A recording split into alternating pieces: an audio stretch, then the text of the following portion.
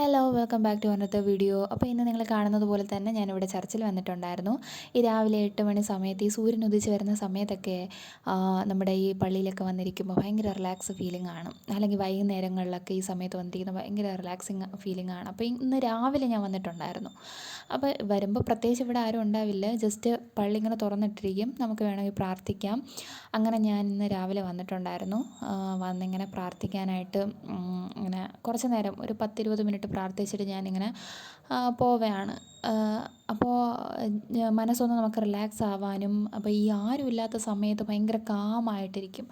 പള്ളിയായാലും ഇതിൻ്റെ ചുറ്റുപാടായാലും ഭയങ്കര കാമായിരിക്കും. ആ സമയത്ത് പ്രാർത്ഥിക്കുന്നതിന് എനിക്ക് കുറച്ചുകൂടെ താല്പര്യമുണ്ട് കേട്ടോ.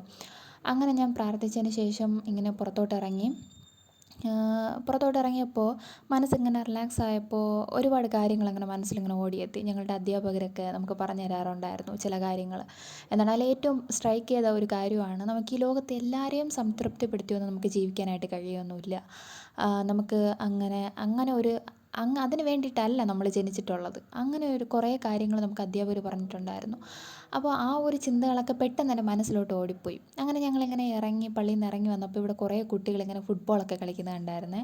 അതൊക്കെ കൂടി ആയപ്പോൾ മനസ്സിന് വല്ലാത്തൊരു സന്തോഷം എനിക്ക് ഫീൽ ചെയ്തു.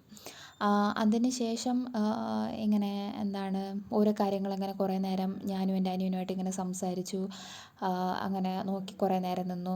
ഇങ്ങനെ വെളിയിൽ ഇങ്ങനെ അവിടെ മലയും അതുപോലെ തന്നെ അപ്പുറത്തൊരു പള്ളിയുണ്ട്, ആ പള്ളിയൊക്കെ ഇങ്ങനെ നോക്കി.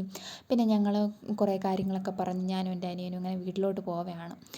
പല സമയങ്ങളിലും നമ്മളെ പരിഹസിക്കാനും കുറ്റപ്പെടുത്താനും ഒക്കെ ഒരുപാട് ആൾക്കാരുണ്ടെങ്കിലും നമ്മുടെ സന്തോഷം നമ്മുടെ മനസ്സിൽ നിന്ന് കണ്ടെത്തുന്നത് നമ്മുടെ ജീവിതത്തിൽ മുന്നോട്ട് പോകാനായിട്ട് നമ്മളെ പലപ്പോഴും പ്രേരിപ്പിക്കുമെന്ന് ടീച്ചേഴ്സൊക്കെ ഞങ്ങൾക്ക് പറഞ്ഞു